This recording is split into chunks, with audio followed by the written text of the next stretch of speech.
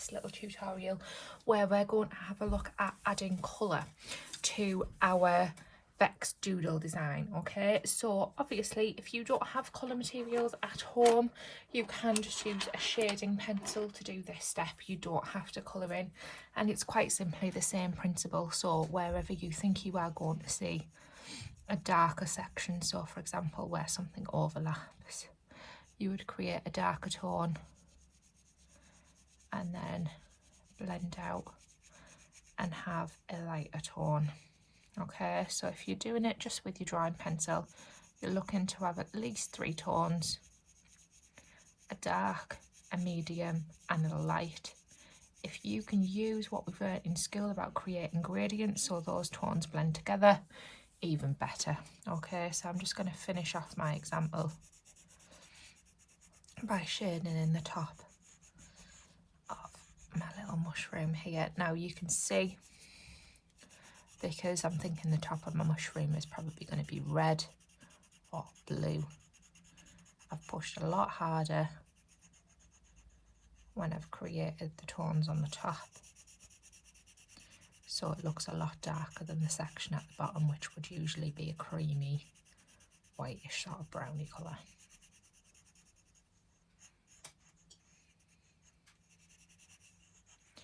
Okay, so that's just a little example of how you might do it using shading in. But if you do have colour materials at home and you're going to use colour pencils or maybe marker pens or something like that, I'm just going to go through a few little tips. So colour pencils,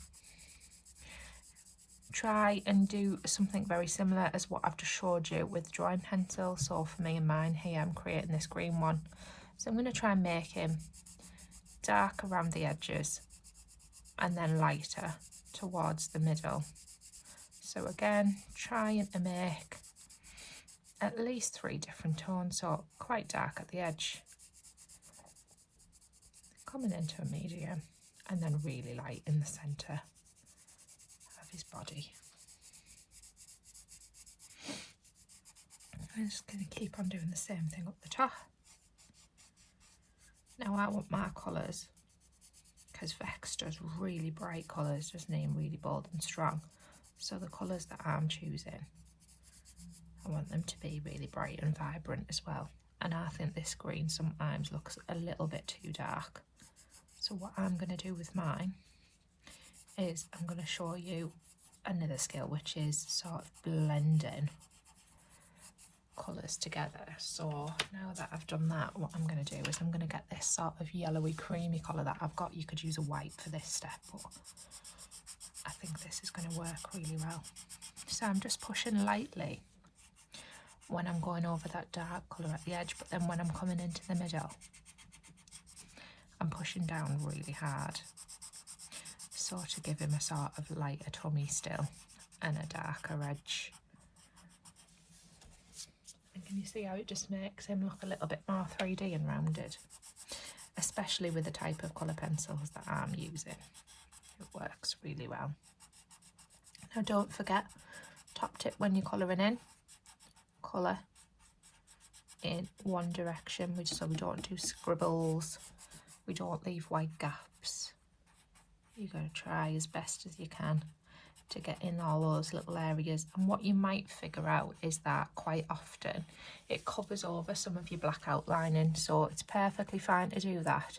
Then you can just go back over on top with your black pen once you've finished colouring in.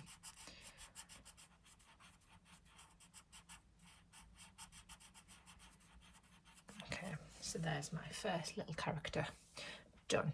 All right, the next bit I'm going to show you is I'm going to show you creating a sort of tone, a blend, a gradient. So I am going to create a little gradient going from this light yellowy colour that I've got through to a red. So I'm going to do this for my tentacles. So I'm going to start up here with my light white yellowy colour, and then I'm going to go into yellow. And the way we get colour pencils to blend together is you still got to use some of that pressure.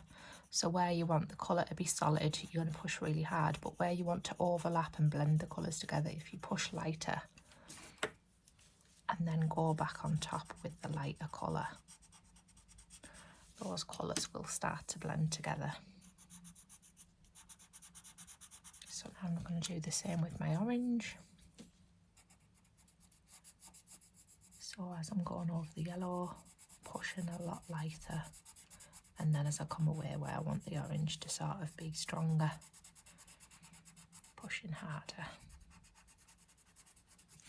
And then I'm going to get my yellow and layer it back on top of that orange to get it to blend together better. And then last but not least, I'm going to do the same with my red at the bottom.